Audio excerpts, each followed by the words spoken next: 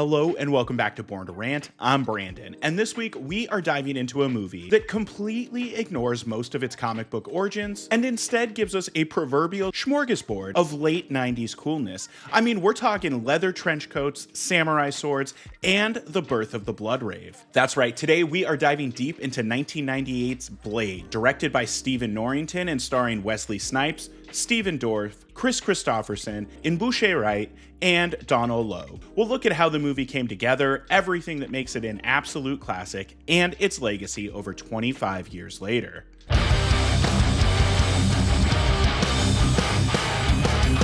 As for me, this is a movie that I remember hearing about probably a full 2 years before I was allowed to finally see it. But I knew about this movie because my mom had gone to see it in theaters and she absolutely loved it and would not stop talking about how cool it was. My mom was a sucker for pretty much anything vampire related. The Lost Boys was one of her favorite movies, for example. And I remember just asking her to let me watch Blade and she would say no, that it was way too scary for me. So then I spent the next several months building up Blade in my head as this absolutely horrific, action-packed vampire movie. And I really couldn't tell you what finally got my mom to change her mind, but eventually she did, and I actually didn't even rent it. I straight up went to the store and bought it on DVD. And this had to have been one of the first maybe 5 DVDs that I ever bought. And of course, I immediately loved it. I would watch it over and over again. It was also the first movie where I really dove into the special features on the DVD and learned way more about the character and all of the creature designs. And it was the first time I really understood how long it takes to make a movie and how many changes movies go through from pre-production to finally coming out. My point is that Blade really was a huge movie for me. I loved everything about it, the opening Blood Rave, the one-liners. Still heavy, but you're so big. And honestly, every single character with a speaking role is kind of incredible in this movie. Plus, I still think that the La Magra showdown is one of the best finales in any comic book movie to this day. But before I start getting too deep into everything that makes Blade still just an absolutely incredible movie, let's go back in time just a bit and learn more about how the movie came to be. And it all begins with the Tomb of Dracula number 10, where Marv Wolfman and Gene Colan created Blade to be an antagonist of sorts for Dracula. And the Blade from those early comics is very different than the Blade that we would end up getting in this movie. He wasn't even a half vampire in those original comics. And in the early 90s, Marvel started playing around with the idea of making a Blade movie, even having conversations with LL Cool J about potentially starring. And early on, director Ernest Dickerson was attached to make this his feature-length debut as a director, and up to this point, Dickerson had primarily been working as a cinematographer with some pretty big titles under his name. While Dickerson was attached to the movie, screenwriter David S. Goyer came in to pitch his take on the character, and what he pitched was completely different than the initial ideas for the movie. Initially, Blade was being billed as more of a comedy with nods to blaxploitation filmmaking, but Goyer came in with this really grounded and modern take, and immediately everyone was sold on his vision. Eventually, Dickerson would leave the movie, and English director Stephen Norrington was hired to come aboard as the director. And at this point in his career, Norrington had actually been working as a special effects artist, even training underneath legends like Rick Baker and Stan Winston. However, in the early 90s, Norrington started to get bored of being in special effects and turned his eye toward directing. As for the casting of Blade, Wesley Snipes was actually deep in the process of trying to get a Black Panther movie made when it all fell apart, and then New Line just so happened to offer him Blade, so as Snipes saw it, he was still getting the chance to play a cool black superhero, and realistically, Snipes was always Goyer's #1 choice for the character anyway. And on February 7th, 1997, Blade went into production with a budget of $45 million, and filming would take place primarily in Los Angeles, and strangely enough, apparently a lot of the sets for this movie were built in an abandoned Redken shampoo factory, which is just kind of crazy. As for behind the scenes stories, originally Donal Logue was set to have a much smaller role, but everyone on set found him so funny and enjoyable to be around that they just kept throwing him in random scenes and letting him ad-lib. He also accidentally unhinged his jaw and had to go to the hospital while they were filming the hospital sequence, and I would pay good money to see the staff's reaction when they wheeled in Logue in full burn makeup and his jaw hanging off his face. cinematographer Theo Van de Sande also used a one-of-a-kind handheld anamorphic lens camera that also had single-unit sound to accomplish a majority of the handheld shots. And man, the cinematography in this movie is beautiful. With its dark and moody lighting, I feel like Blade really set the tone for what vampire movies would look like for the next decade or so. Production for Blade would wrap on June 6th of 1997, and the movie would then go into a hellish post-production process that caused the movie to be delayed by about 6 months. I mean, we're talking about a 14-month gap between filming wrapping and the movie finally coming out. And a big part of that was the fact that test audiences absolutely despised the original ending of the movie, which saw Frost turning into La Magra as a physical blood entity, and there are some test shots of this that you can still see in the bonus features, and it's really not hard to see why audiences hated and rejected this ending. Really what it boils down to is that once the physical representation of the bad guy switched from being Stephen Dorff to this CGI amalgamation, people just really lost interest. And so the decision was made to rework this final battle to be a duel between Blade and Frost, and obviously that was the right choice for the movie. Because on August 21st, 1998, when Blade was released into theaters, it would dethrone Saving Private Ryan for the #1 spot and make $17 million against its $45 million budget. Blade would also go on to make a worldwide total of $131.1 million, making it a massive success for New Line, Marvel, and everyone else involved. Apologies for the interruption, but I wanted to just jump in and say, if you're enjoying this video so far, it would really help me out if you'd like the video and/or subscribe to the channel. Born to Rant is a completely independent channel, and I use absolutely no AI in the making of my videos. And if that means anything to you at all, your support would mean a lot. And with all of that out of the way, I think it's time for us to go back to 1998, hit a Blood Rave, and talk about everything that makes Blade an absolute classic. And I'm supposed to believe all this. Well, you already met Mr. Crispy at the hospital. What do you think?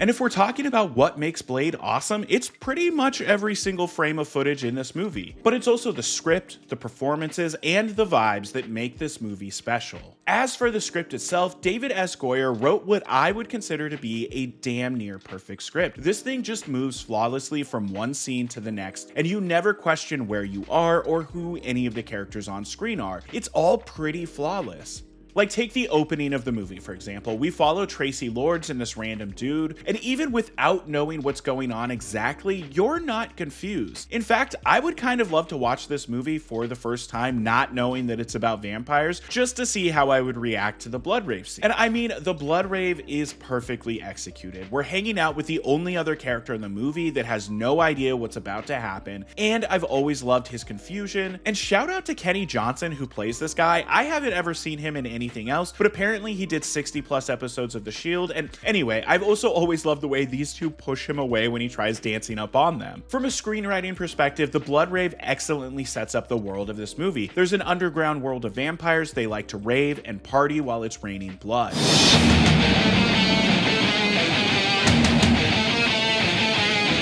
We also see that they have an unstoppable nemesis in Blade, and Blade's introduction to this movie is so sick. I love the way he draws this little line in the blood and the little smiles he gives while he's kicking ass. And from here, the script perfectly sets up Karen, who she is, and why she'll end up mattering to this world. And then we meet Whistler, and this is all done within the first 20 minutes of the movie. My point is that the script for Blade is a perfectly constructed action movie, and I feel like this movie gets a lot of love for its one-liners and action, but we should really appreciate how solid this script is as well. As for the performances of the movie, pretty much everyone in this movie is giving a top-tier performance. I already briefly talked about Donal Logue's performance, but I mean, he's clearly one of the best parts of the movie. He has some of the best lines. I'm gonna be naughty. I'm gonna be a naughty vampire god. He just rocks. There's also Mbushe Wright as Karen, and I think that Wright really nails the cocky doctor aspect of this character. Like, with every interaction she has, you can feel that she thinks she's the smartest person in the room, which she usually is, and I like watching her go from being a scared, confused bystander to an absolute vampire killing badass who cures vampirism in like 2 days. We also can't forget to talk about the one and only Kris Kristopherson as Whistler, who's actually a character created entirely for this movie. Whistler wouldn't appear in any Blade comics until after the movie came out. Personally, I've always loved Kristopherson in this role. I love the touch of him just blasting credence for his introduction. I love him getting to give expository monologues to Karen about the world of vampires and his relationship with Blade. And again, this dude just has some killer one-liners throughout the movie.